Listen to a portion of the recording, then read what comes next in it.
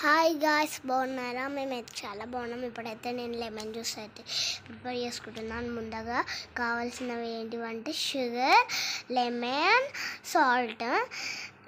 Lemon పిండుకుందాం. ముందుగా నాకు పిండడం రావట్లేదని మా మమ్మీ అయితే హెల్ప్ చేసింది. మా మమ్మీ చేసిన తర్వాత షుగర్ అయితే యాడ్ చేసుకున్నాం 2 స్పూన్స్. సాల్ట్ యాడ్ చేసుకున్నాం.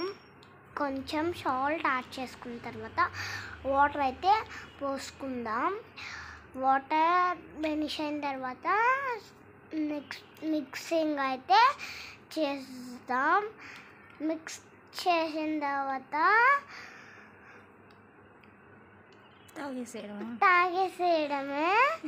మీరు తాగి చూడండి, సమ్మర్లో కదా బాగుంటుంది.